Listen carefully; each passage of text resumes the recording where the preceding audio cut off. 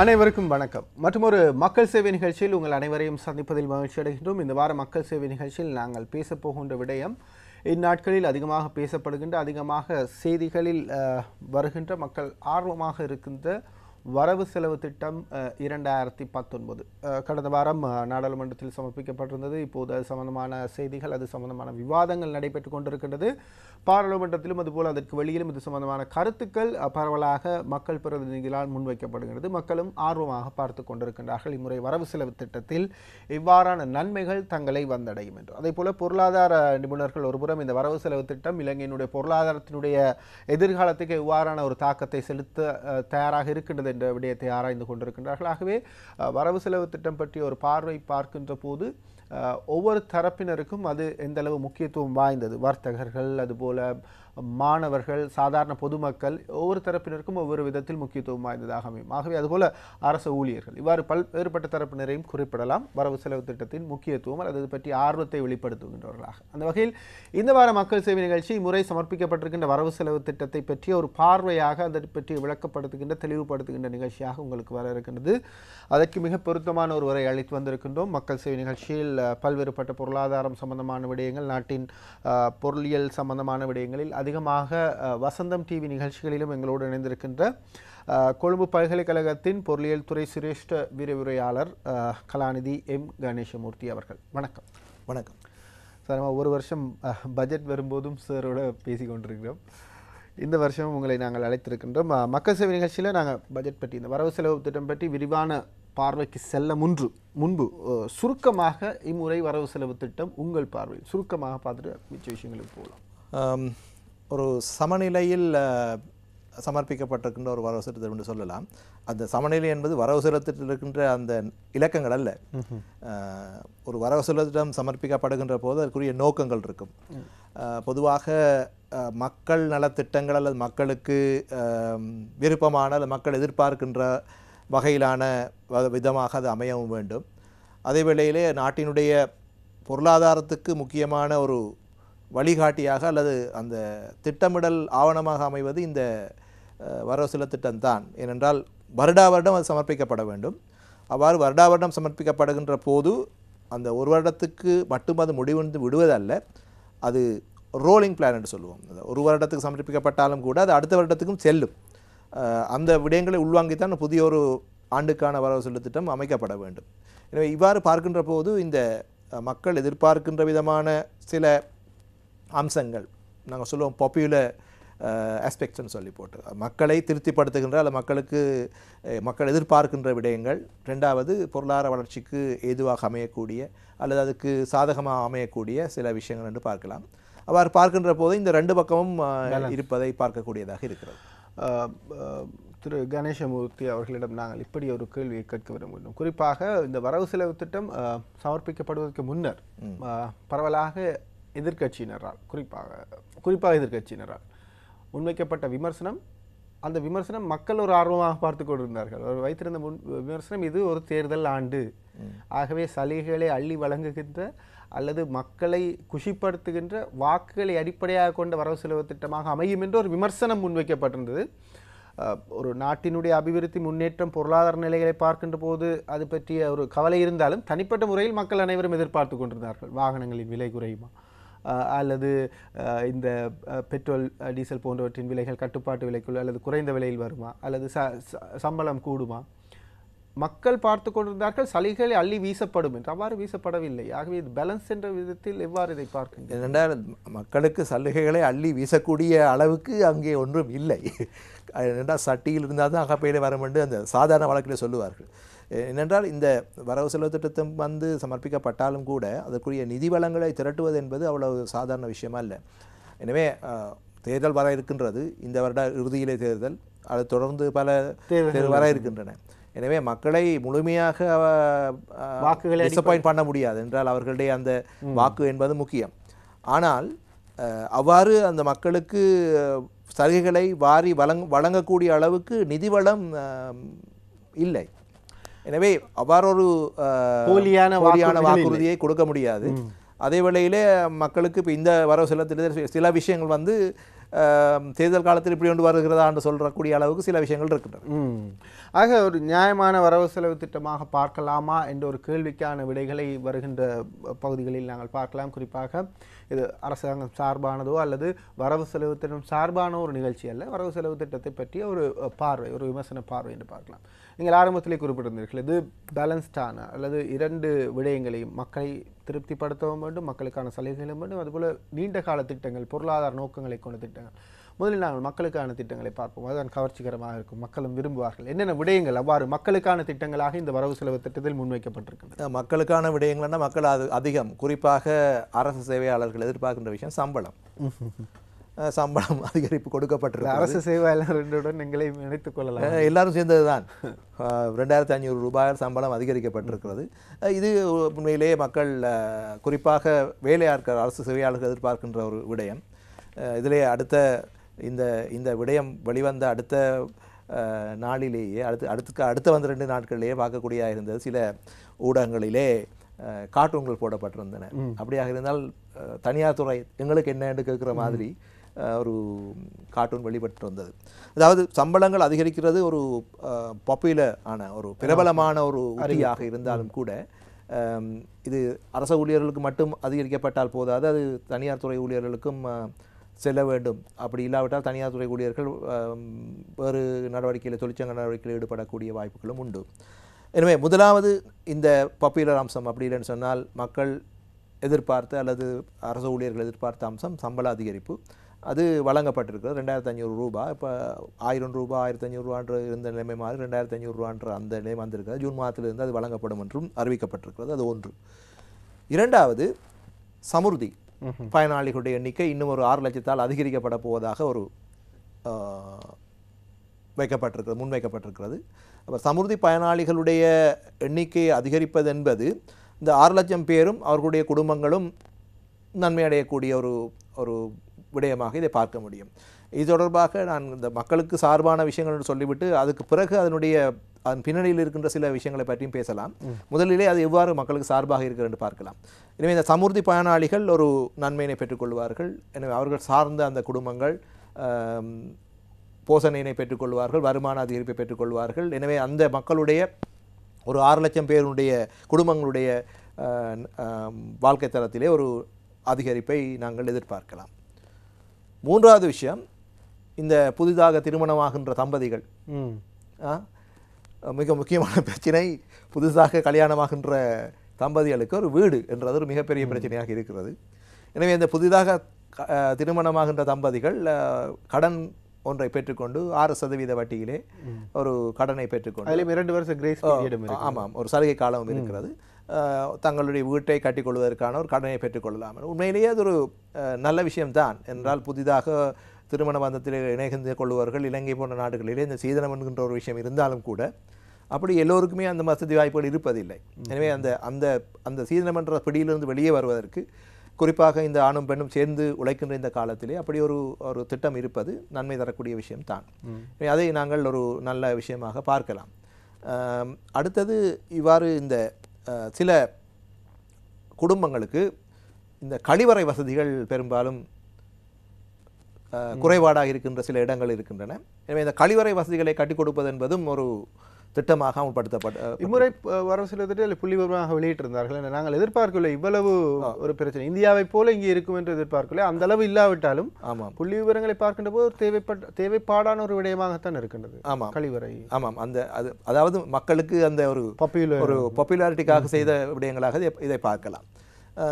அது மட்டுமல்லாமல் இப்போது இந்த சில விஷயங்களில் ஓய்வூதியக்காரர்களுடைய சில நன்மைகள் அவர்களுக்கு வழங்கக்கூடிய மாதிரியான சில விடயங்கள் அவர்களுக்கும் அதிகரிப்பு ஒன்று வழங்கப்பட்டிருக்கிறது. அதே போல் அந்த அரசினுடைய நன்கொடையிலே தங்கி வாழ்கின்ற ஆதரவற்ற ஒரு கூட்டமும் இருக்கிறது. வயதிகர்கள் அந்த தொகையும் அதிகரித்து கொண்டு போகிறது. எனவே அவர்களுக்கும் ஒரு கொடுப்பனவு அதிகரிப்பதற்கான ஒழுங்குபாடுகள் செய்யப்பட்டிருக்கிறது. இதே போல் அந்த சமூகத்தினுடைய ஒவ்வொரு பிரிவினர், குறிப்பாக மாணவர்களுக்கு உரிய சில கல்வித்துறையிலே ஈடுபடுகின்ற மாணவர்களுக்கும் சலுகைகள், குறிப்பாக உயர்கல்வியில் ஈடுபடும் மாணவர்களுக்கான சலுகைகளும் சில சலுகைகள் வழங்கப்பட்டிருக்கின்றன. அதே போல் புதிதாக ஒரு விடயம் அறிமுகப்படுத்தப்பட்டிருக்கிறது. கல்வி பொதுத்தராதர பத்திர உயர்தர வகுப்பிலே மிகுந்த உயர்தரமான சித்திகளை பெறுகின்ற மாணவர்களுக்கு வெளிநாடு பல்கலைக்கழகங்களிலே சென்று கல்வி கற்பதற்கான ஒரு வாய்ப்பு வழங்குவதற்கான அந்த முதல் 6-7 பேர் அல்லது 10-15 பேரை அனுப்புவதற்கான ஒரு ஒழுங்குபாடு இந்த திட்டத்திலே முன்மொழியப்பட்டிருக்கிறது. இது மாணவர்கள் நல்ல ஒரு பெறுபேறு எடுப்பதற்காக அவர்களை ஊக்குவிப்பதாக அமையக்கூடும். அப்படியான திறமை மிக்க மாணவர்கள் வறிய குடும்பங்களிலிருந்து வந்தால் அவர்கள் கல்வியை தொடர்வதற்கான வெளிநாட்டு பல்கலைக்கழகங்களில் சென்று தொடர்வதற்கான ஒரு வாய்ப்பையும் இது வழங்கும். எனவே அந்த அடிப்படையிலே நாங்கள் இதனை ஒரு மக்கள் எதிர்பார்க்கின்ற ஒரு பாப்புலர் ஒரு பாலிசியாக எடுத்துக்கொள்ளலாம். அது மட்டுமல்லாமல் இப்போ கல்வி பொதுவாக உயர்ந்த வகுப்பிலே படிக்கின்ற எல்லோருக்கும் உள்நாட்டு பல்கலைக்கழகங்களிலே பயில்வதற்கான வாய்ப்புகள் இல்லை.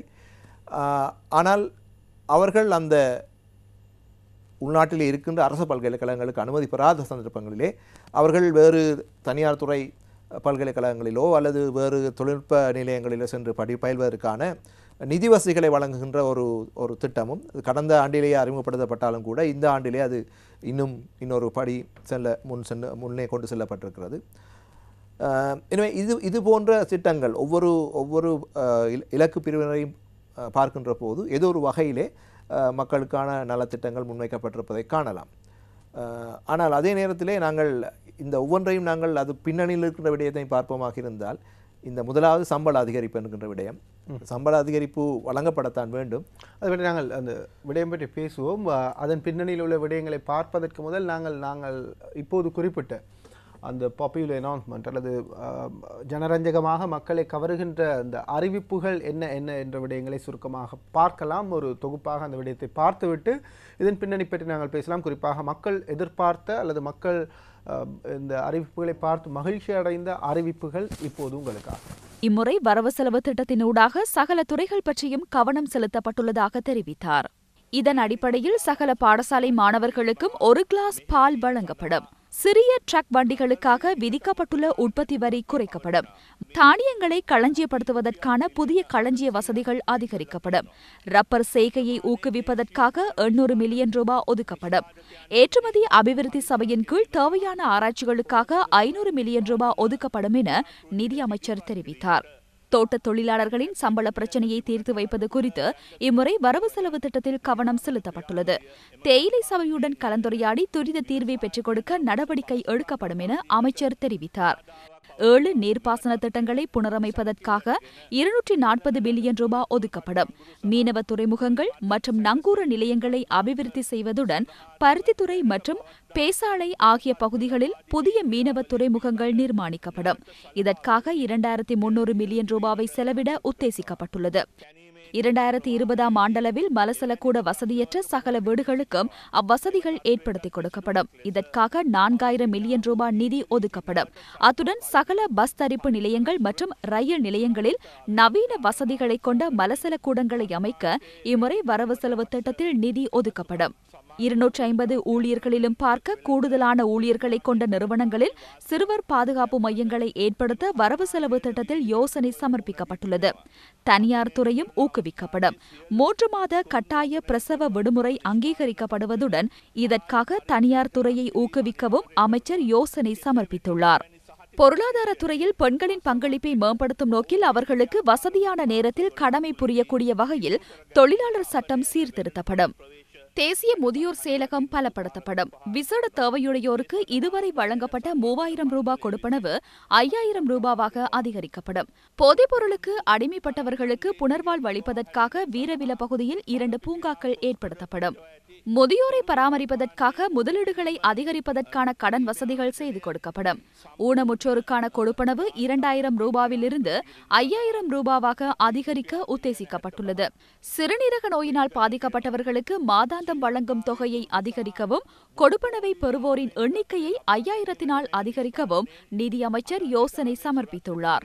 போதைப்பொருளுக்கு அடிமையானவர்களை பயனுள்ள வகையில் ஈடுபடுத்தும் நோக்கில் பண்ணைகளை உருவாக்கவும் நடவடிக்கை எடுக்கப்பட்டுள்ளது.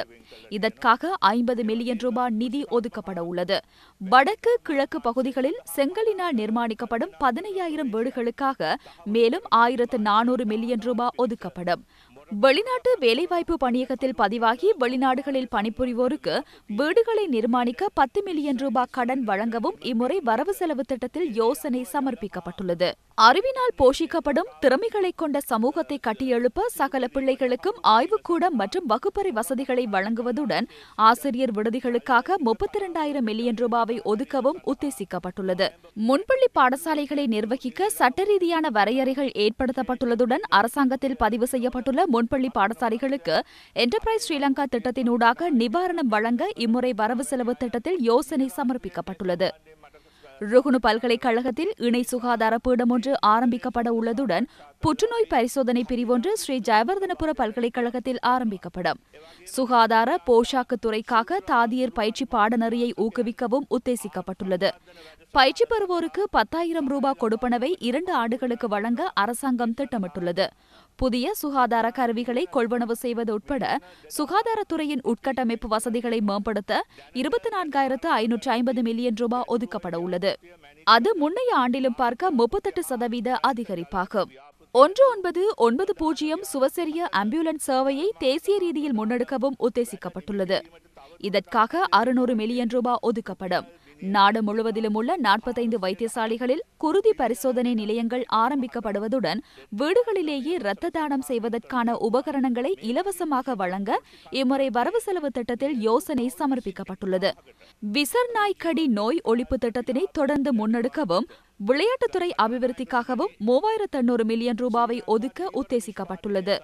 தேசிய ஒலிம்பிக் நிதியம் பலப்படுத்தப்படும். நகரங்களை புத்தெழுச்சி பெற செய்யும் திட்டத்தின் கீழ் மேலும் 5,000 வீடுகளை நிர்மாணிப்பதற்கு 8,000 பில்லியன் ரூபாவை ஒதுக்குவதற்கு உத்தேசிக்கப்பட்டுள்ளது.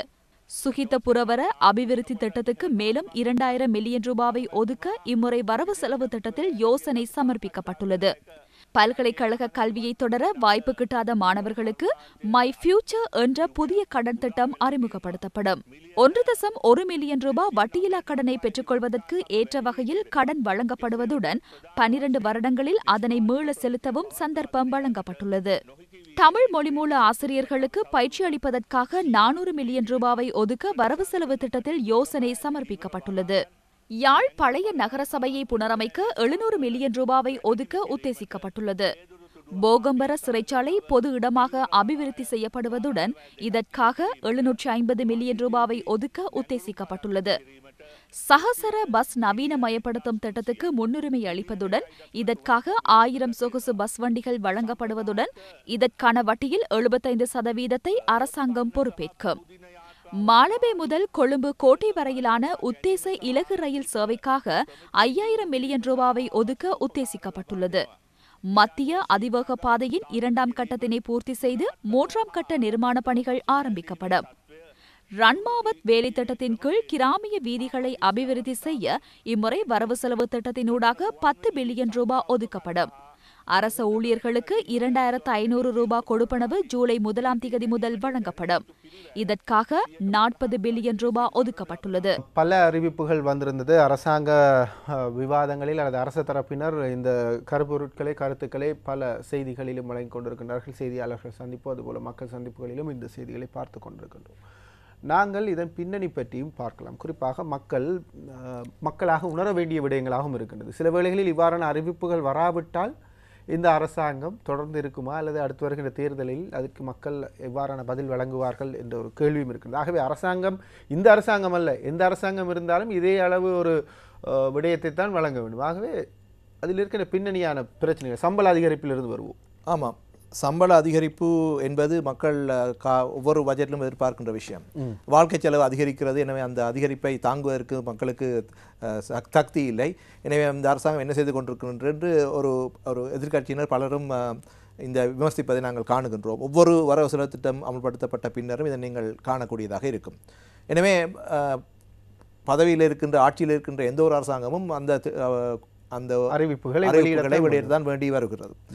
ஆனால் இப்போது இலங்கையிலே நான் நினைக்கின்றேன் கிட்டத்தட்ட ஒரு 14 லட்சம் அரச தொழிலாளர்கள் ஊழியர்கள் இருக்கிறார்கள். எனவே இந்த 14 லட்சம் பேருக்கும் அதுக்கு வேண்ட சற்று கூடுதலாக இருக்க வேண்டும். 14 லட்சம் பேருக்கும் இந்த சம்பள அதிகரிப்பை வழங்குவதற்கு மிகப்பெரிய ஒரு தொகையை அரசாங்கம் செலவிட வேண்டியிருக்கும். அது ஒரு முக்கியமான ஒரு பகுதி, மிகப்பெரிய ஒரு தொகை.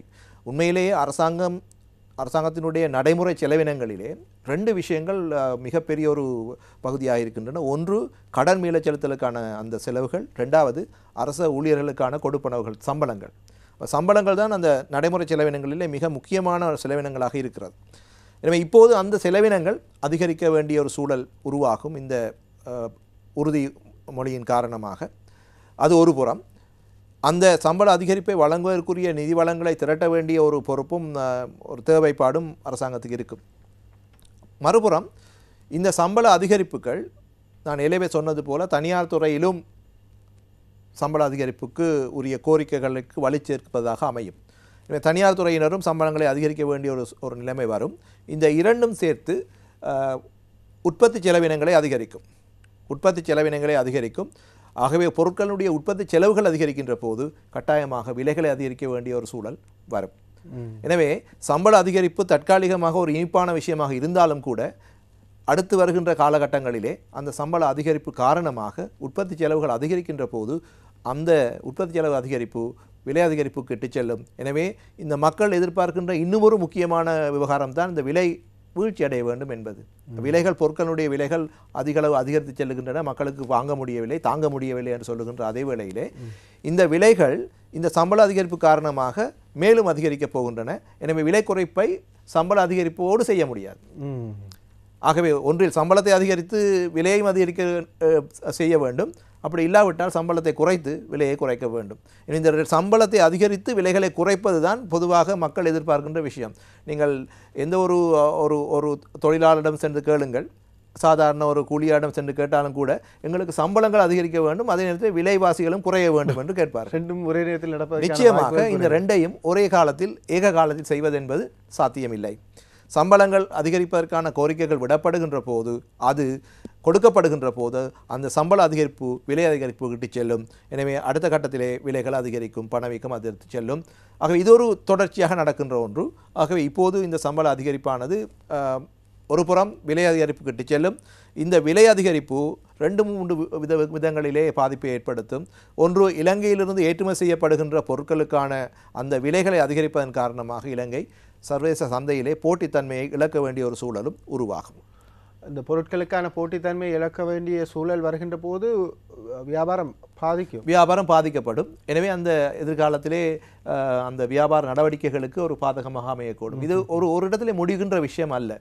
எனவே தான் பெரும்பாலும் சொல்லுகிறார்கள், இந்த விலை அதிகரிப்புகளை ஏற்படுத்துகின்ற மிக முக்கியமான காரணியாக மக்களுக்கு வழங்கப்படுகின்ற வேதனங்கள் அமைகின்றன என்று. இந்த வேதனங்களை இலகுவாக அதாவது குறைந்த மட்டத்தில் வைக்க வேண்டுமாக இருந்தால் உணவுப் பொருட்களுடைய விலைகள் குறைய வேண்டும்.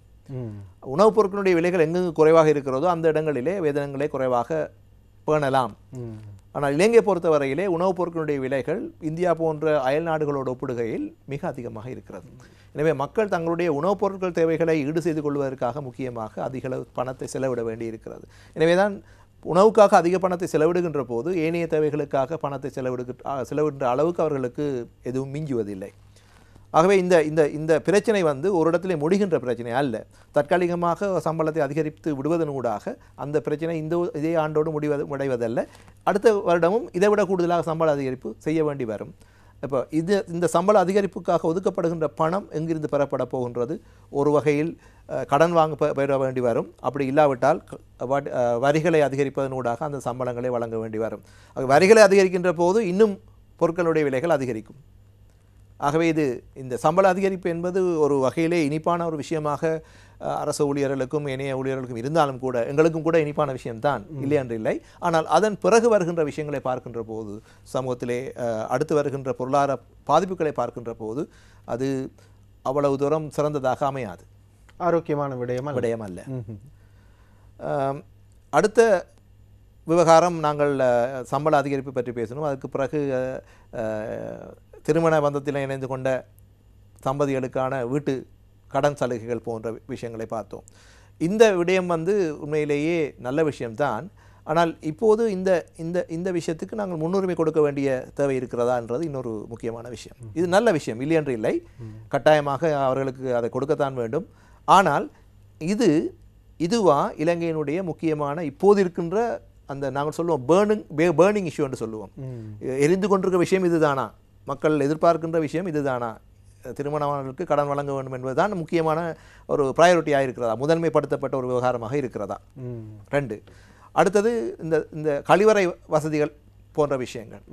உண்மையை சொல்ல போனால் இந்தியாவிலே தான் இந்த பிரச்சனை மிக மிக மிக தீவிரமாக இருக்கிறது.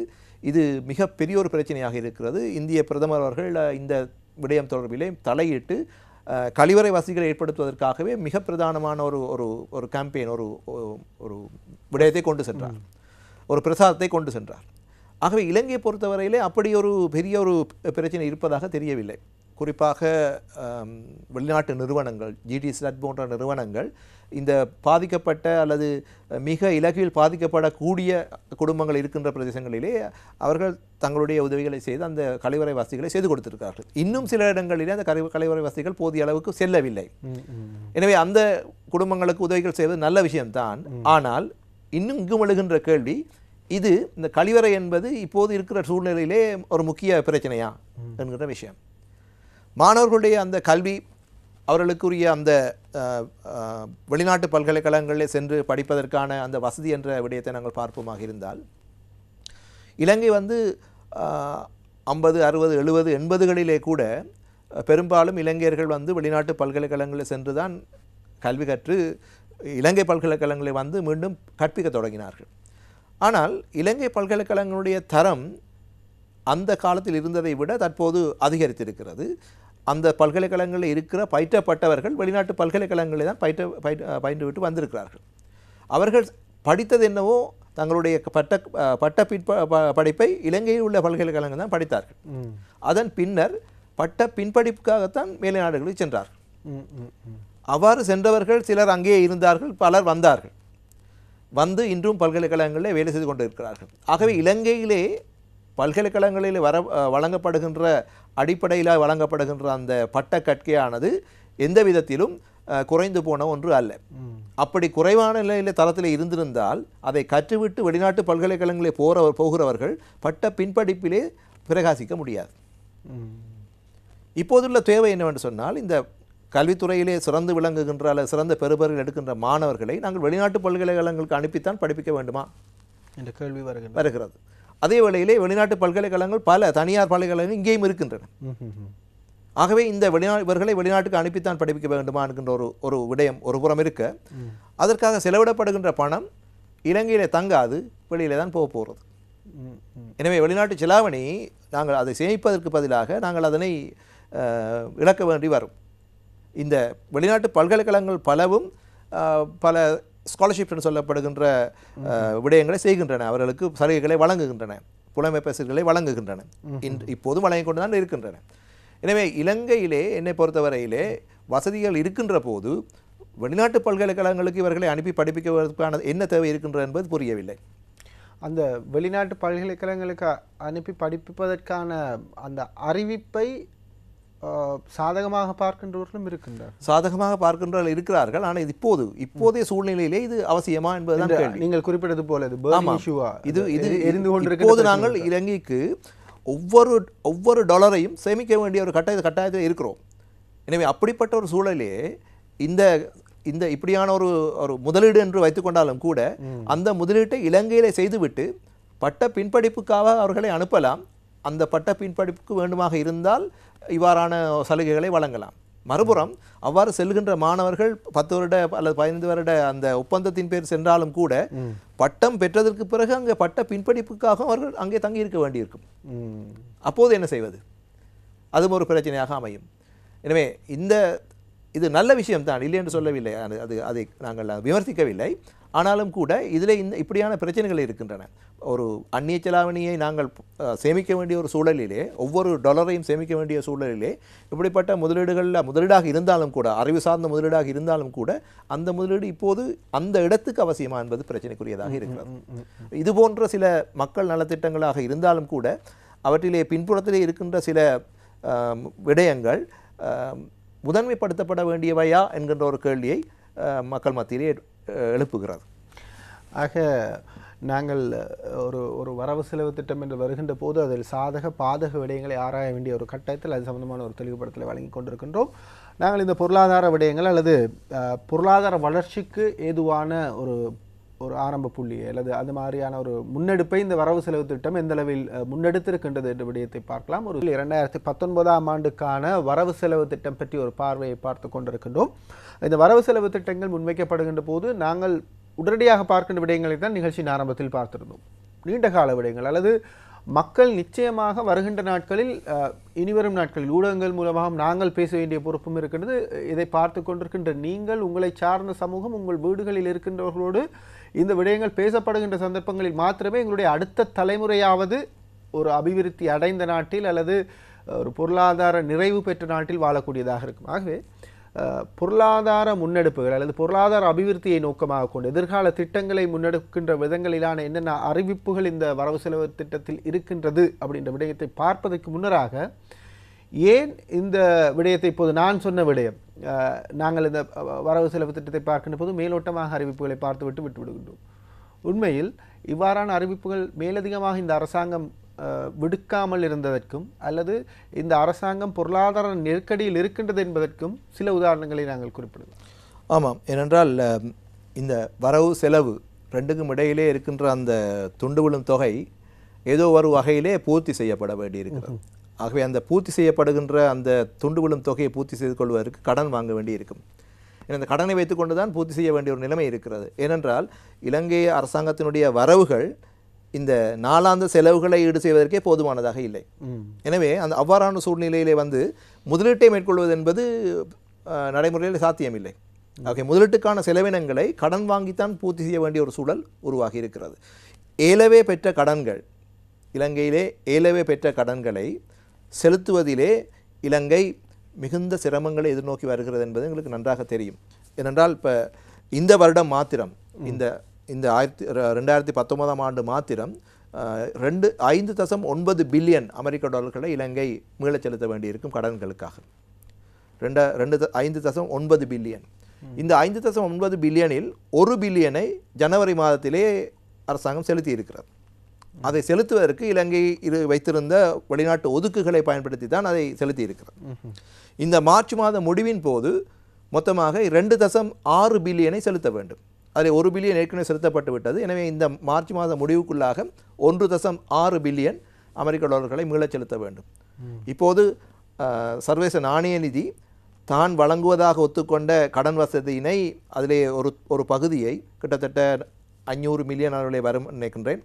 எனவே டாலர்கள் பெறுமதியான பகுதியை அளவை ரிலீஸ் பண்ணுவதாக ஒத்துக்கொண்டிருக்கிறது, வழங்குவதாக ஒத்துக்கொண்டிருக்கிறது. அதற்கு மேலதிகமாக 3 பில்லியன் பெறுமதியான திரைசேரி பிணையங்களை வெளியீடு செய்வதற்கு அரசாங்கம் உத்தேசித்திருக்கிறது. இந்த கடன்களை பெற்றுத்தான் இந்த ஏலவே பெற்ற கடன்களை மீளச் செலுத்த வேண்டிய ஒரு நிலைமை இருக்கிறது. ஆகவே இந்த கடன்களை மீளச் செலுத்துவதற்கான இந்த பணம், அதாவது அந்நிய செலாவணியை கடன் பெறுகின்ற சூழல் இருக்கிற சந்தர்ப்பத்திலே அதனை நாங்கள் வீணாக செலவழிப்பது என்பது பொருத்தமில்லாது என்றே நான் ஏலவே அந்த உதாரணம் சொன்னதுக்காக இதுதான் எங்களுடைய முக்கியமான ப்ரையாரிட்டியாக முதன்மைப்படுத்த வேண்டிய செலவினமானு சொன்னதற்கான காரணம் அதுதான். ஏனென்றால் ஒவ்வொரு டாலரையும் நாங்கள் சேமிக்க வேண்டிய ஒரு நிலைமையிலே இருக்கிறோம். எனவே இப்போது இருக்கிற சூழ்நிலையிலே ஒரு மிகப்பெரிய துண்டு விழும் தொகையை தாங்கக்கூடிய நிலைமையிலே இலங்கை இல்லை.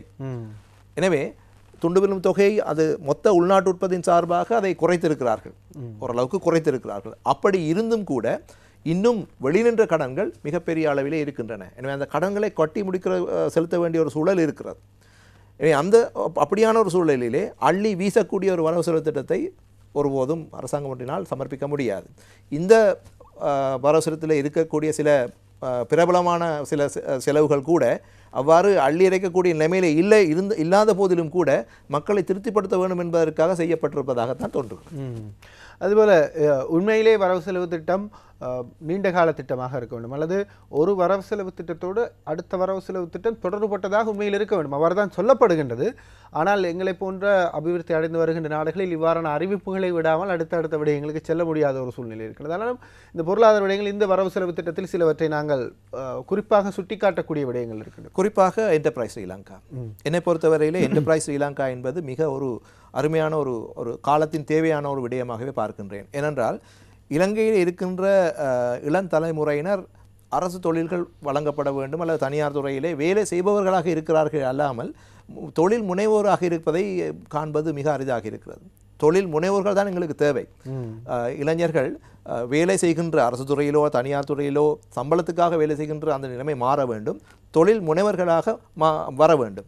அப்படி அந்த தொழில் முனைவோராக வருவதற்கான ஒரு சந்தர்ப்பத்தை தான் இந்த என்டர்பிரைஸ் ஸ்ரீலங்கா என்கின்ற ஒரு நிகழ்ச்சி திட்டம் வழங்கியது. வெவ்வேறு துறைகளிலே அடையாளம் காணப்பட்ட வெவ்வேறு துறைகளிலே முதலீடு செய்ய விரும்புகின்ற முதலீட்டு திட்டங்களை வைத்திருக்கின்ற அல்லது அப்படி ஆர்வமுள்ள அந்த இளைஞர்களுக்கு கடனுதவிகளையும் மற்றும் ஏனைய தொழில்நுட்ப ஆலோசனைகளையும் வழங்கி அவர்களை தொழில் முனைவராக மாற்றுவதுதான் இந்த துறையின் திட்டத்தினுடைய நோக்கம்.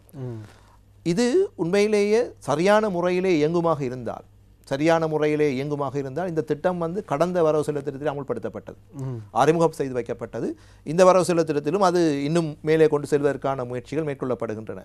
எனக்கு இருக்கின்ற ஒரு ஆதங்கம் என்னவென்று சொன்னால், இந்த திட்டம் எந்த அளவுக்கு கடந்த ஆண்டிலே எந்த அளவுக்கு முன்னேறி இருக்கின்றது, அதற்குரிய முன்னேற்றம் என்ன, ப்ரோக்ரஸ் என்ன, அவ்வாறு அந்த முன்னேற்ற அறிக்கைகள் ஏதோ ஒரு வகையிலே வெளிப்படுத்தப்பட்டிருக்கிறதா, மக்களுக்கு தெளிவுபடுத்தப்பட்டிருக்கிறதா, அல்லது ஏதோ ஒரு இடத்திலே அது சம்பந்தமான புள்ளி விவரங்கள் இருக்கின்றதா, இந்த திட்டம் முன்வைக்கப்பட்டது அல்லது கொண்டு செல்லப்பட்டது, அறிமுகப்படுத்தப்பட்டது, அதனுடைய இப்போதைய நிலைமை என்ன போன்ற விஷயங்கள் கேள்வியாக முன்வைக்கப்படுகிறது. நாங்கள் இந்த இடத்தில் ஒரு விடயத்தையும் பதிவு செய்து கொள்ள விரும்புகிறோம். குறிப்பாக இந்த என்டர்பிரைஸ் ஸ்ரீலங்கா ஆரம்பித்த காலத்திலிருந்து தொடர்ச்சியாக அதனோடு பயணிக்கின்ற ஒரு ஊடகமாக வசந்தம் டிவி அதுபோல ITN தொலைக்காட்சி என்பன இருக்கின்றது. இவற்றை மக்களுக்கு மத்தியில் கொண்டு செல்வதில் நாங்கள் ஒரு பாரிய பங்களிப்பை வழங்கியிருக்கின்றோம். ஆனாலும் நீங்கள் கேட்ட அந்த கேள்வி எங்கள் மத்தியிலும் இருக்கின்றது. நாங்களும் தொடர்ச்சியாக கேட்டுக்கொண்டிருக்கணும், தொடர்ச்சியாக அவதானித்துக் கொண்டிருக்கணும். இப்போது இந்த வரவு செலவு திட்டத்தின் போதும் கூட அமைச்சர் அவர்கள் குறிப்பிட்டிருந்ததாக ஞாபகம், ஒரு முறைப்பாட்டு இலக்கம் இப்போது அறிமுகப்படுத்தப்பட்டிருக்கிறது. ஏனென்றால்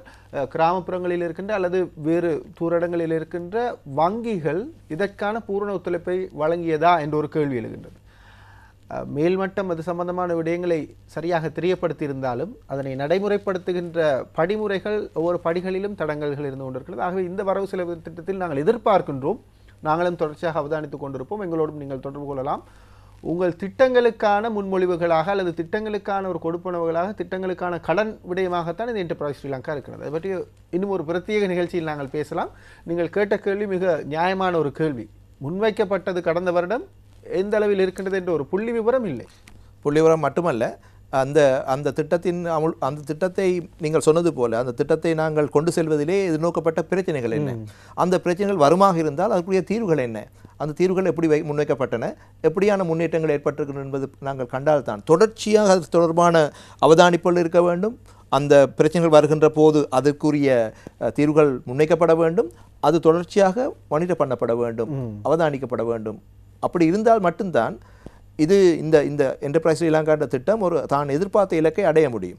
இந்த என்டர்பிரைஸ் ஸ்ரீலங்கா அறிமுகப்படுத்தப்பட்ட நிகழ்ச்சியில் ஜனாதிபதி அவர்கள் அதுபோல நிதியமைச்சர் அவர்கள் உரையாடுகின்ற போது குறிப்பிட்டிருந்த ஒரு விடயம், இலங்கையில் வங்கிகள் இந்த கடன்களை வழங்குவது வட்டி முதலாளிகள் வழங்குவதைப் போல ஒன்றை வாங்கி கொண்டு கடனை வழங்குவது. அவ்வாறல்ல, உண்மையில் வங்கிகள் என்பது மக்களுடைய முன்னேற்றத்தின் பங்காளிகளாக இருக்க வேண்டும். அதற்காகத்தான் இந்த என்டர்பிரைஸ் ஸ்ரீலங்காவின் திட்டங்களுக்கு அதாவது ப்ரொஜெக்ட் ப்ரொபோசல்ஸுக்கு தான் அவர்கள் முன்னுரிமை வழங்கியிருந்தார்கள். இன்னும் ஒரு நிகழ்ச்சியில் நாங்கள் விரிவாக இந்த என்டர்பிரைஸ் ஸ்ரீலங்கா பற்றி பேசுவோம். ஒரு நல்ல கேள்வியை முன்வைத்திருக்கின்றோம். மக்களும் விழிப்படைய வேண்டும். ஆமாம், அவர்கள் அவ்வாறு செல்லுகின்ற போது அவர்கள் என்ன பிரச்சனையை எதிர்கொண்டார்கள் சம்பந்தமாக அந்த முறைப்பாட்டு இலக்கத்துக்கு அறிவித்து சொன்னால் அது சம்பந்தமாக தரவுகளை பெற்றுக்கொள்ள முடியும். அது அப்படியான பிரச்சனைகள் வருகின்ற போது அதுக்கு எவ்வாறான தீர்வுகள் முன்வைக்கப்பட்டன என்பதை நாங்கள் அறிந்து கொள்ள முடியதாக இருக்கும். ஆகவே மக்களுக்கான ஒரு முன்மொழிவாகவும் ஒரு கோரிக்கையாகவும் நாங்கள் முன்வைக்கின்றோம். அசௌகரியங்களை சந்திக்கின்ற போது கைவிட்டு இந்த முயற்சியாளர்கள் ஒதுங்குவார்களாக இருந்தால் தொடர்ச்சியாக கடன் பெறுகின்ற நாடாகவே நாங்கள் இருக்க வேண்டியிருக்கு. ஏனைய விடயங்கள் அந்த விடயத்தை தொடர்ந்து குறிப்பிடலாம். ஆமாம், அதே போல இந்த தொழில் வாய்ப்புகளை அதிகரிப்பதற்காக இது ஒரு திட்டமாக அமுல்படுத்தப்பட்டது. அது தவிர ஏனைய துறைகளிலும் தொழில் குறிப்பாக இந்த உல்லாச பயண தொழில் கைத்தொழிலே குறிப்பாக இந்த சிறு சிற்றளவிலான உல்லாச பயணிகளை கவர்கின்ற விடயங்கள் தொடர்பாக பல முன்மொழிவுகள் ஏலவே முன்வைக்கப்பட்டிருந்தன. ஏனென்றால் இந்த சுற்றுலா பயணம் என்பது சுற்றுலாத்துறை தான் அடுத்து வருகின்ற ஒரு ஆபத் பாந்தவனாக அமையக்கூடும் இலங்கையை பொறுத்தவரையிலே. ஏனென்றால் இந்த இலங்கைக்கு வருகின்ற சுற்றுலா பயணிகளுடைய எண்ணிக்கை அதிகரித்திருக்கிறது. ஆனால் சுற்றுலா பயணிகளுடைய எண்ணிக்கை அதிகரித்ததற்கு சமாந்தரமாக அதன் மூலம் கிடைக்கின்ற வருவாய்கள் அதிகரித்தனமா என்று பார்த்தால் மிகப்பெரிய ஒரு கேள்விக்குறியை அங்கேயும் அஞ்சுகிறது. என்றால் வருகின்ற தலைகளை மட்டும் எண்ணிக்கொண்டு நாங்கள் திருப்தி அடைய முடியாது. மாலத்தீவு உதாரணமாக சொல்லலாம். மாலத்தீவுக்கு இலங்கையை விட குறைவான உல்லாச பயணிகளும் செல்லுகிறார்கள். ஆனால் இலங்கையை விட அதிகமாக மாலத்தீவு சம்பாதிக்கிறது. இது எப்படி சாத்தியமானது என்பதை நாங்கள் சற்று அவதானிக்க வேண்டியிருக்கும். உண்மையிலேயே இலங்கைக்கு வருபவர்கள் பட்ஜெட் டூரிஸ்ட்னு சொல்லுவோம். நாங்கள் அந்த குறைந்த செலவிலே தங்களுடைய உல்லாச பயண தேவைகளை பூர்த்தி செய்து கொள்கின்றவர்கள் வருகின்றார்கள். அவர்களுக்கு அதிகளவு வந்தாலும் பரவாயில்லை. ஆனால் அந்த வருகின்றவர்களை காசு மரம் உள்ளே வருவது போல கவனிக்காமல் ஒரு சேவையை வழங்கி இலங்கை பற்றிய ஒரு நல்ல அபிப்பிராயத்தை அவர்கள் மத்தியில் ஏற்படுத்தி அவர்கள் திருப்திப்பட்டு அந்த செலவினை மேற்கொள்ளுகின்றவாறான ஒரு சேவை வழங்கப்பட வேண்டும். ஆனால் இங்கே உல்லாச பயண கைத்தொழிலே சேவை தரம் பற்றி எந்த ஒரு ஆய்வு மேற்கொள்ளப்பட்டதாக தெரியவில்லை. நான் அறிந்த வகையிலே இலங்கை உல்லாச பயண கைத்தொழிலின் சேவை தரம் பற்றிய எந்த ஒரு ஆய்வும் இதுவரை மேற்கொள்ளப்படவில்லை. இப்படியான இந்த நிகழ்ச்சியை பார்த்து கொண்டிருக்கின்ற அந்த உல்லாச பயணம் சம்பந்தமாக அது சம்பந்தமான சேவைகளை வழங்குகின்ற அல்லது சம்பந்தமாக அரசுத்துறை நிறுவனங்களோ இந்த உல்லாச பயண கைத்தொழிலின் சேவை தரம் பற்றிய ஆய்வுகளை மேற்கொண்டால் மாத்திரம்தான் எந்த அளவுக்கு இலங்கையினுடைய சேவைகள் தொடர்பாக உல்லாச பயணிகள் திருப்தி அடைகிறார்கள் என்பதை தெரிந்து கொள்ள முடியும். ஆகவே உல்லாச பயணிகளை கவர்வதற்காக நாங்கள் கொழும்பிலே பல்வேறு ஹோட்டல்களை கட்டுகின்றோம், பல்வேறு இடங்களை நாங்கள் அபிவிருத்தி செய்கின்றோம். இப்போது இன்னும் ஒரு இடம் வர இருக்கின்றது. காலிமுகத்தொடையிலிருந்து தெய்வலை வரையிலான அந்த கடற்கரை ஓரம் அபிவிருத்தி செய்யப்பட இருக்கிறது. எனவே இது போன்ற அந்த அபிவிருத்தி திட்டங்கள் வருகின்ற போது பொருளாதாரத்துக்கான அதனுடைய பங்களிப்பையும் அதிகரிக்கக்கூடியதாக இருக்கும். ஆகவே இந்த இப்படியான நிகழ்ச்சி திட்டங்கள் உண்மையிலே மக்கள் மத்தியிலே இன்னும் சென்று சேரவில்லை. இப்போது நான் சொன்ன இந்த போர்ட் சிட்டி திட்டம் என்றது இருக்கிற துறைமுக திட்டம் என்பது மக்களுக்கு தெரியும். ஆனால் இந்த கரையோர பிரதேசம் அமல் செய்யப்பட்டு ஒரு உல்லாச பயண கழிப்பிடமாக மாற்றப்பட போகிறது என்ற விஷயம் இதுவரைக்கும் மக்களுக்கு தெரியாது. அது சம்பந்தமாக உரிய பிரபலப்படுத்தல்கள் இன்னும் மேற்கொள்ளப்படவில்லை. ஆகவே உல்லாச பயண கைத்தொழிலை அதிகரிப்பு செய்வதற்காக நிறைய முதலீடுகளை மேற்கொள்வதற்கு அரசாங்கம் இந்த வரவு செலவு திட்டத்திலும் செயற்பட்டிருப்பதை காணுகிறோம். அதே போல மனித வளத்தை அபிவிருத்தி செய்வதற்கான முதலீடுகள், இதை நான் ஒரு மிக முக்கியமான விஷயமாக பார்க்கின்றேன். என்று சொன்னால் இலங்கையில் இருக்கின்ற முக்கியமான வளம் மனித வளம், அது குறைந்து கொண்டு செல்லுகிறது. ஊழிய படையிலே சேர்கின்றவர்களுடைய எண்ணிக்கை குறைந்து கொண்டு செல்லுகிறது. ஆகவே எதிர்காலத்திலே இலங்கை ஒரு தொழிலாளர் பற்றாக்குறையை எதிர்நோக்க வேண்டிய ஒரு சூழல் வரும். அவ்வாறு தொழிலாளர் பற்றாக்குறையை எதிர்நோக்குகின்ற போது வெளிநாட்டிலிருந்து தொழிலாளர்களை இறக்குமதி செய்ய வேண்டிய ஒரு சூழல் வரும். அப்படியாக இப்போது இருக்கின்ற இந்த தொழிலாளர்களை மனித மூலதனமாக மாற்றாவிட்டால், மனித மூலதனம் என்று சொல்வது ஒரு சாதாரண தொழிலாளியாக ஒரு சாதாரணமாக முச்சக்கர வண்டி சாரதியாக போக இருக்கிறவனை இன்னும் படி என்று அவனை ஊக்குவித்து அடுத்த கட்டத்துக்கு நகர்த்தி அவனை ஒரு தொழில்பவியாளனாகவோ அல்லது ஒரு சிறந்த சந்தைப்படுத்தல் நிபுணனாகவோ மாற்றுவது. ஆகவே இப்போதெல்லாம் பார்க்கின்ற போது இப்போது இளைஞர்கள் மத்தியிலே வேலையின்மை குறைந்திருப்பதற்கு காரணம் கல்வி பொதுத்தர சாதாரண தரம் கற்றவர்களுடைய மத்தியில் இருக்கின்ற மிக பிரபலமான தொழில் ஒரு முச்சக்கர வண்டி சாரதியாக மாறுவது. இது எல்லா இடங்களிலும் நடந்து கொண்டிருக்கின்ற ஒரு விஷயம், மிகப்பெரிய ஒரு பிரச்சனைக்குரிய விஷயமாக மாறி இருக்கிறது. ஆகவே இந்த மனித மூலதனத்தை அபிவிருத்தி செய்வதிலே, மனிதனுடைய இலங்கையில் இருக்கின்ற இளைஞர்களுடைய ஆற்றல்களை அபிவிருத்தி செய்வதிலே பல்வேறு முதலீடுகள் இந்த திட்டத்திலும் வரவு செலவு திட்டத்திலும் முன்மொழியப்பட்டிருக்கின்றன. அவற்றை ஒவ்வொன்றாக சொல்வது என்பது சாத்தியமில்லை. ஏனென்றால் பொதுவாக மனித மூலதனத்தை அபிவிருத்தி செய்வதற்காக இந்த வரவு செலவு திட்டத்திலே பல விடயங்கள் முன்வைக்கப்பட்டிருக்கின்றன. அதனை ஒரு சிறந்த ஒரு முதலீடாக நான் பார்க்கின்றேன். தொடர்ந்து நாங்கள் பேசலாம். இந்த வரவு செலவு திட்டம் பற்றி ஒரு பார்வை நாங்கள் 2வது பகுதியில் பார்த்திருந்தது ஒரு ஆழமான பார்வை என்று குறிப்பிடலாம். சாதாரண மக்கள் பேசுவது குறைவாக இருக்கின்ற அல்லது பேச தயங்குகிறது, பேசுவது தேவையில்லை என்று நினைக்கின்ற விடயத்தை தான் நாங்கள் 2வது பகுதியில் பார்த்திருந்தோம். ஆனால் நிச்சயமாக நாங்கள் ஒவ்வொருவரும் இது பற்றி அதிகமான ஒரு பார்வை அவதானத்தை செலுத்த வேண்டும். ஒவ்வொரு வரவு செலவு திட்டம் வருகின்ற போதும் இந்த விடயம் அல்லது பொருளாதார முன்னேற்றம், பொருளாதார அபிவிருத்தி, நீண்ட கால திட்டங்கள் என்னென்ன இருக்கின்றது போன்ற விடயங்களை பார்க்க வேண்டும். குறுகிய காலத்தில் ஜூன் மாதம் சம்பளம் அதிகரிக்கின்றது, சமுர்த்தி கொடுப்பனவு வழங்கப்படுகின்றது, வேலை வழங்கப்படுகின்றது, சலுகைகள் வழங்கப்படுகின்றது என்ற ஒரு பார்வையை மாத்திரமல்லாமல் மறுபுறம் பார்க்க வேண்டும் என்பதற்காக அந்த விடயங்களை பற்றி பேசி இந்த வார மக்கள் சேவை நிகழ்ச்சியில் முன்வைக்கப்பட்டிருக்கின்ற வரவு செலவு திட்டம் பற்றி ஒரு பார்வை பார்த்து கொண்டிருக்கின்றோம். குறிப்பாக மக்கள் நலன் சார்ந்த அல்லது மக்கள் விரும்புகின்ற, மக்கள் எதிர்பார்த்த அறிவிப்புகளை பார்த்திருந்தோம். இந்த பொருளாதார ரீதியாக நீண்டகால அபிவிருத்தியை நோக்கிய முக்கிய விடயங்களாக முன்வைக்கப்பட்ட விடயங்கள் என்ன என்ன என்ற விடயங்களை இப்போது நாங்கள் பார்க்கலாம். கம்பெரலிய வேலை திட்டத்தினை தொடர்ந்து முன்னெடுப்பதற்காக 48,000 மில்லியன் ரூபாய் ஒதுக்கப்படும்.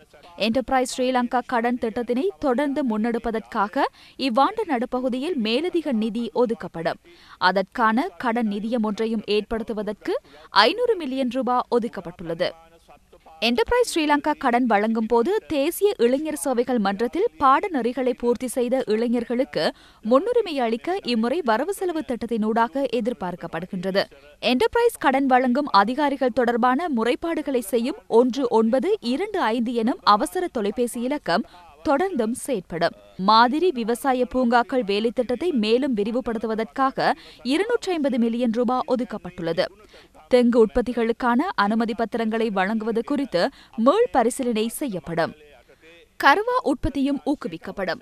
கருவா உற்பத்தியாளர்களின் பற்றாக்குறையை போக்குவதற்காக பலப்பிட்டிய மற்றும் கொஸ்கோட பகுதியில் ஏற்படுத்தப்பட்டுள்ள பயிற்சி நிலையங்களின் பணிகளை மேலும் விரிவுபடுத்துவதற்காக 75 மில்லியன் ரூபாய் ஒதுக்கப்படும். ஐரோப்பாவுக்கான மீன் ஏற்றுமதி 14% அதிகரிக்கப்படும். நங்பமு லங்கா திட்டத்தின் கீழ் சிறிய அளவிலான வர்த்தகர்களை ஊக்குவிப்பதற்கு 2,000 மில்லியன் ரூபாய் ஒதுக்கப்படும். உயர்தர பரீட்சையில் அதி உயர் சித்திகளை பெறும் மாணவர்களுக்கு உலகின் சிறந்த பல்கலைக்கழகங்களில் கல்வியை பெற வாய்ப்பளிக்கும் வகையில் நிதியம் ஒன்று ஏற்படுத்தப்படும். இவ்வாண்டு 14 மாணவர்களுக்கு அதற்கான வாய்ப்பு கிட்டுவதுடன் 2020ஆம் ஆண்டில் 28 மாணவர்களுக்கு வாய்ப்பளிக்கவும் உத்தேசிக்கப்பட்டுள்ளது. இந்த அறிவிப்புகளை பார்க்கின்ற போது 2 கேள்விகள் எழுகின்றது. ஒன்று, இதனை எவ்வாறு நடைமுறைப்படுத்துவது, எவ்வாறு கொண்டு செல்வது, இதற்கான விடயங்கள். ஏலவே குறிப்பிட்டது போல இந்த அரசாங்கம் அறிவிக்கின்ற இந்த விஷயங்கள் அந்த கிராஸ் ரூட் லெவல் என்று சொல்லுவோம், அதாவது அந்த கீழ்மட்டத்திலே அதை அமுல்படுத்துபவர்கள் அதிகாரிகள், கீழ்மட்டத்திலே இருக்கின்ற அதிகாரிகள். மேல்மட்டத்திலே இருக்கின்ற அதாவது தீர்மானங்களை எடுக்கின்ற பொறுப்பிலே இருக்கின்ற அரச உயர் மட்டத்தினர் சிறந்த திட்டங்களை நாங்கள் அறிமுகப்படுத்தினாலும் கூட, அவர்கள் அறிமுகப்படுத்தினாலும் கூட, அது கீழ்மட்டத்திலே அந்த இயங்கு நிலைக்கு செல்லுகின்ற போது அந்த பயனாளிகளுக்கு சென்று சேர்வதிலே முக்கிய பங்கு ஆற்ற வேண்டியவர்கள் அந்த கீழ்மட்டத்திலே இருக்கின்ற அதிகாரிகள். இந்த அதிகாரிகளுடைய அசமந்த போக்கு காரணமாக சில வேளைகளிலே இந்த திட்டங்கள் பயனற்று போகின்ற ஒரு சூழலை நாங்கள் பார்க்கின்றோம். உதாரணமாக இந்த கம்பெர்லியை நீங்கள் பற்றியதுக்கென குறிப்பிட்டீர்கள். கம்பெர்லிய திட்டம் என்பது உண்மையை சொல்ல போனால் ஒரு கிராமத்திலே ஒரு கிராம எழுச்சி என்கின்ற அந்த மாதிரியான ஒரு திட்டம் தான். கிராம எழுச்சி திட்டம் என்று தான் தமிழிலே சொல்லுவது. இப்போ கிராம எழுச்சி திட்டம் என்பது இன்டர்நெட் அறிமுகப்படுத்தப்பட்ட ஒன்று அல்ல. குறிப்பாக கம்முதா என்ற அடிப்படையிலே பிரதமர் பிரேமதாசா காலத்திலே இருந்தே இந்த கம்முதா திட்டம் அறிமுகப்படுத்தப்பட்டது. அது வெவ்வேறு பெயர்களிலே இப்போது வந்திருக்கிறது. இப்போ கிராம மட்டத்திலே இருக்கின்ற இந்த கிராமங்களை அபிவிருத்தி செய்து அந்த கிராமங்களில் இருக்கின்ற வளங்களை பாதுகாத்து மக்கள் தேவைக்காக பயன்படுத்துவது என்பது மிக முக்கியமான விஷயம். அந்த கிராமங்களிலே இருக்கின்ற வளங்களை நீண்டகால அடிப்படையிலே பாவிக்கக்கூடிய மாதிரி சுற்றாடலுக்கு பாதுகாப்பான முறையிலே அதனை பயன்படுத்துவது, வேலைவாய்ப்புகளை கிராமிய மட்டத்தில் அதிகரிப்பது, கைத்தொழில் முயற்சிகளை ஊக்குவிப்பது, விவசாய கைத்தொழில்களை ஊக்குவிப்பது போன்ற பல்வேறு திட்டங்களை உள்ளடக்கியதாக தான் இந்த கம்பெர்லிய திட்டம் இருக்கிறது. ஆக இந்த திட்டங்களையும் அமுல்படுத்த வேண்டியவர்கள் கிராமிய மட்டத்தில் இருக்கின்ற அதிகாரிகள். இலங்கையில் இருக்கிற அந்த 3 விதமான அரசு முறைகளும், தேசிய மத்தியிலே இருக்கின்ற அரசாங்கம், அதே போல மாகாண சபை மாகாண ரீதியில் இருக்கின்ற அரசாங்கம் மற்றும் பிரதேச சபையில் இருக்கின்ற அந்த அரசாங்கம். இப்போ இந்த 3 கட்டங்களிலும் இவ்வாறு இந்த திட்டங்கள் செல்லுகின்ற போது ஏதோ ஒரு கட்டத்திலே தொய்வு ஏற்பட்டால் அந்த திட்டங்கள் அந்த இடத்திலேயே விடுபட்டு போகின்ற ஒரு போக்கு காணப்படுகின்றது. இப்போது இலங்கையிலே அமுல்படுத்தப்பட்ட திட்டங்கள் எல்லாமே அந்த திட்டம் அமுல்படுத்தப்பட்ட நோக்கத்தை அடைய முடியாமல் போனதுக்கு காரணம் ஒரு அந்த ஆரம்பத்திலே நாங்கள் சொல்லுவோம், இந்த ஒரு வெகு வேகமாக திட்டங்கள் முன்வைக்கப்படும், அமுல்படுத்தப்படும். ஒரு குறிப்பிட்ட எல்லைக்கப்பால் அங்கே அந்த திட்டங்கள் அந்த சொல்வார் லூசிங் ஸ்டீம் என்று சொல்வார்கள், அந்த சக்தியை இழந்து அப்படியே அது முடிவடைந்து போகின்ற ஒரு நிலைமைக்கு வருகிறது. எனவே இந்த இப்படி நடந்துகின்ற திட்டங்கள், பல திட்டங்கள் நல்ல திட்டங்களாக இருந்தாலும் கூட கடைசியிலே அந்த உரிய பயனாளிகளை அடைய முடியாத ஒரு நிலைமையை ஏற்படுத்தி இருக்கிறது. எனவே அந்த அடிப்படையிலே இந்த திட்டங்களுக்கான செலவினங்கள், அந்த திட்டங்கள் அறவாசிலே நின்று போகின்ற போது அதற்காக செலவழித்த பணம் வீரயமாகி போகிறது. பொதுமக்களுக்கு நன்மையும் கிடைக்காது, பணமும் விரயமாகி போகிறது. எனவே தான் சொன்னேன், கவனமாக வடிவமைக்கப்பட்ட திட்டங்களாக இருக்க வேண்டும். நடைமுறையிலே அவை எவ்வாறு அமுல்படுத்தப்படுகின்றன என்பது பற்றிய பின்னூட்டங்கள் தெளிவாக அவதானிக்கப்பட வேண்டும். பிரச்சனைகள் இருக்கின்ற பட்சத்தில் அது சம்பந்தமாக உடனடி நடவடிக்கைகள் எடுத்து அந்த இடத்திலே அந்த பிரச்சனை தீர்க்கப்பட்டு திட்டம் முன்கொண்டு செல்லப்பட வேண்டும். அவ்வாறு நிகழ்ந்தால் மாத்திரம்தான் இந்த திட்டங்களுடைய எதிர்பார்க்கப்பட்ட பலன்களை நாங்கள் காணக்கூடியதாக இருக்கும். இந்த திட்டங்கள் முன்வைக்கின்றவர்கள் மாத்திரமல்ல, திட்டத்தை நடைமுறைப்படுத்துகின்றவர்களும் நாங்களாகத்தான் இருக்கிறோம். முன்வைக்கின்றவர்கள் அதிகாரிகளாக அல்லது மேல்மட்டத்தவர்களாக இருந்தாலும் நடைமுறைப்படுத்துகின்ற அதிகாரிகள் எங்கள் மத்தியில் தான் இருக்கின்றார்கள், எங்கள் சூழலில் தான் இருக்கின்றார்கள். ஆகவே அவர்களை கேள்வி கேட்கின்ற உரிமை மக்களுக்கு இருக்கிறது. ஏனென்றால் இப்போதெல்லாம் முன்பு போல அல்ல. ஒரு அதிகாரி தவறு செய்கின்றார் என்று சொன்னால், ஒரு விடயம் நடைபெறவில்லை என்று சொன்னால் சமூக வலைத்தளங்கள் இருக்கின்றன. சமூக வலைத்தளங்களை இந்த மாதிரியான விஷயங்களுக்கு பயன்படுத்துகின்ற பல நாடுகளை நாங்கள் பார்க்கின்றோம். தொடர்ச்சியாக இவ்வாறான திட்டங்கள் எங்கு நடைமுறைப்படுத்துவதிலே சிக்கல்கள் வருகின்ற போது அவற்றை சமூக வலைத்தளங்களூடாக போட்டு ஒரு ஒரு ஒரு அவேர்னஸை உருவாக்குகிறார்கள், ஒரு மக்களுக்கு தெளிவுபடுத்துகிறார்கள். எனவே அந்த ஒருவர் இதை தொடங்கினார் என்று சொன்னால் தங்களுடைய பிரச்சனையில் இருக்கிற இந்த பிரச்சனைகள் அத்தனையையும் முன்கொண்டு வருகின்ற ஒரு போக்கு காணப்படுகிறது. எனவே இப்போதெல்லாம் பிரதான ஊடகங்களுக்கு ஊடாக போக வேண்டிய அவசியம் இல்லை. சமூக வலைத்தளங்களையே இதற்கு மக்கள் பாவிக்கின்ற ஒரு போக்கினை நாங்கள் காணுகின்றோம். மக்களுக்கான ஒரு வேண்டுகோளை நாங்கள் முன்வைக்கலாம். முதலில் திட்டங்கள் பற்றி தெரிந்து கொள்ள வேண்டும். ஆமாம், திட்டங்களில் முழுமையாக உள்ளடக்கப்பட்டிருக்கின்ற விடயங்கள் என்ன, அவை எவ்வாறான தேவையை பூர்த்தி செய்வதற்காக உள்ளடக்கப்பட்டிருக்கின்றது என்ற விடயங்களை இவ்வாறான நிகழ்ச்சிகளின் மூலமாக அல்லது பத்திரிகையின் வாயிலாக நீங்கள் தெரிந்து கொள்ள வேண்டும். இரண்டாவது, அவ்வாறான திட்டங்களை நீங்கள் பயன்பாட்டுக்கு எடுக்கின்ற போது வருகின்ற நடைமுறை சிக்கல்களை நிச்சயமாக தெரியப்படுத்த வேண்டும். ஆகவே சமூக உரிமை என்பது உங்களுக்கும் இருக்கின்றது, சமூக பொறுப்பு என்பது அதை விட அதிகமாக உங்களுக்கு இருக்கின்றது என்ற விடயத்தை ஞாபகப்படுத்திக் கொண்டு நிகழ்ச்சி இறுதிப் பகுதியில் இந்த வரவு செலவு திட்டம் இப்போது விவாதத்தில் இருக்கின்றது. ஒரு இறுதியாக இந்த வரவு செலவு திட்டத்தை ஒரு சமரைஸ் பண்ணி ஒரு சுருக்கமாக நாங்கள் பொருளாதார விடயங்களை குறிப்பிட்டிருந்தோம், மக்கள் நலன் சார்ந்த விடயங்களை குறிப்பிட்டிருந்தோம். மக்கள் உங்களுக்கு நிறைய தொடர்புகள் இருக்கும். மக்கள் இவ்வாறு இதனை பார்க்கின்றார்கள், இது வரவேற்கப்படுகின்றதா, வரவேற்கப்பட வேண்டியதா? மக்களை பொறுத்த மட்டிலே அவர்கள் சலுகைகளைத்தான் பெரும்பாலும் எதிர்பார்ப்பார்கள். இந்த விடயம் தொடர்பிலே அறிவு உள்ளவர்கள் பெரும்பாலும் இதில் இருக்கின்ற நன்மை தீமைகளை பற்றி ஆராய்ந்து அவர்கள் கருத்து கூற வெளிப்படுவார்கள். ஆனால் சாதாரண மக்களை பொறுத்த மட்டிலே அவர்களுடைய விலைவாசிகள் குறைய வேண்டும், அவர்களுடைய குழந்தைகளுக்குரிய கல்வி, தங்கள் வாழ்கின்ற சூழலில் இருக்கின்ற வசதிகள் அதிகரிக்க வேண்டும், அதே போல தங்களுக்கான வருமானங்கள் அதிகரிக்க வேண்டும் இது போன்ற விடயங்களில் தான் அவர்கள் அதிகமான கவனம் செலுத்துவார்கள்.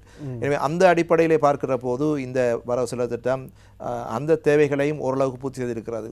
மறுபக்கம் பார்க்கின்ற போது அதற்குரிய நிதிகளை பெற்றுக்கொள்ள வேண்டும். இந்த வரவு செலவு திட்டமும் கூட அதிகளவு வரிகளை சுமத்துகின்ற ஒரு திட்டமாக பெரும்பாலும் அவதானிக்கப்பட்டு வருகிறது. வரிகள் இலங்கையை பொறுத்தவரையிலே இந்த வரிகள் தாங்க முடியாத அளவுக்கு வரி செலுத்தவர்களை பாதித்திருக்கிறது என்பதையும் நாங்கள் மறப்பதற்கு இல்லை. எனவே அதிகமாக வரிகளை அறவிட்டு இந்த வரவு செலவு திட்டத்தை நாங்கள் நிதிப்படுத்த முயற்சி செய்வதாக இருந்தால் நாங்கள் எதிர்பார்க்கின்ற முயற்சியாளர்களை உருவாக்க முடியாது. குறிப்பாக ஆரம்பத்திலே கைத்தொழிலில் ஈடுபடுபவர்களுக்கு இந்த வரிச்சலுகைகளை கட்டாயமாக வழங்க வேண்டிய சூழல் இருக்கும். எனவே வரிகளை பற்றி இதைவிட கூடுதலாக கரிசனையோடு அரசாங்கம் நோக்க வேண்டும் என்பதே வரி செலுத்துவர்கள் என்ற அடிப்படையிலே பலருடைய கருத்தாகவும் இருக்கிறது. வரி செலுத்துகின்றதுக்கான பிரச்சனை கிடையாது. வரிகளை குறைத்து அதிகளவு பொருளாதார நடவடிக்கைகளை மேற்கொள்வதை அனுமதித்தால் இதைவிட கூடுதலாக அரசாங்கம் வரி வருமானத்தை திரட்டிக்கொள்ள முடியும். குறிப்பாக அந்த குறிப்பிட்ட இடத்திலிருந்து அதிகமான வரிகளை வசூலிப்பதை விட வரி செலுத்துபவர்களின் எண்ணிக்கையை அதிகரிக்க வேண்டும். அதே போல வரி முறைமையும் நியாயமானதாக இருக்க எளிமைப்படுத்தப்பட வேண்டும். அதாவது பொருளாதார நடவடிக்கைகள் அதிக அளவில் இடம்பெற வேண்டும். அதன் காரணமாக அதிக அளவு வரியை அரசாங்கம் பெற வேண்டும். அவ்வாறு இல்லாமல் அதிக வரியை அறவிட்டால் அந்த வரியை செலுத்த வேண்டும் என்பதற்காகவே பொருளாதார நடவடிக்கைகளை மேற்கொள்வதிலிருந்து மக்கள் அந்த வரி செலுத்துவர்கள் அதை விடுவார்கள். ஏன் இவ்வளவு வரியை நாங்கள் செலுத்த வேண்டும்? ஒரு 4 கடை வைத்திருப்பார், யோசிப்பார், நான் ஏன் 4 கடையை வச்சுக்கொண்டு அவதிப்பட வேண்டும்? 2 கடையை மூடி விடுவார். 2 கடையை வச்சுக்கொண்டு அந்த குறைந்த ஒரு வரியை செலுத்துவதற்கு அவர் முன் வருவார். அப்படி இல்லாமல் வரி வீதங்களை குறைத்து பொருளாதார நடவடிக்கைகளை அதிகரிக்க முடியுமாக இருந்தால் கட்டாயமாக அதிகளவு வரி வருமானத்தை திரட்ட முடியும். ஆக நாங்கள் மக்களுக்கான வேண்டுகோளையும் எடுக்கணும். அதுபோல் இந்த முடிவுகளை எடுக்கின்ற அல்லது தீர்மானங்கள் எடுக்கின்ற மட்டங்களில் இருக்கின்றவர்களும் இவ்வாறான சாதாரண மக்களையும் கருத்தில் கொண்டு தீர்மானங்களை எடுக்கின்ற போது நிச்சயமாக மக்களுக்கு பயனுள்ளதாக அமையும் என நம்புகின்றோம். ஆகவே இந்த வார நிகழ்ச்சியில் நாங்கள் இந்த முன்வைக்கப்பட்ட வரவு செலவு திட்டம் பற்றிய ஒரு பார்வையை பார்த்திருந்தோம், மக்களுக்கான தெளிவுபடுத்தலை வழங்கியிருந்தோம். தொடர்ச்சியாக இவ்வாறான நிகழ்ச்சிகளுக்கு உங்களை நாங்கள் எதிர்பார்க்கின்றோம். காரணம் இதன் மூலமாக நாங்கள் பாரிய அளவு எல்லா மக்களையும் சென்றடையக்கூடியதாக இருக்கும் என்று நாங்கள் எதிர்பார்க்கவில்லை. பார்த்து கொண்டிருக்கின்றவர்களுக்கு ஒரு விழிப்புணர்வு இந்த வரவு செலவு திட்டம் தொடர்பாகவும் நாட்டின் பொருளாதாரம் தொடர்பாகவும்.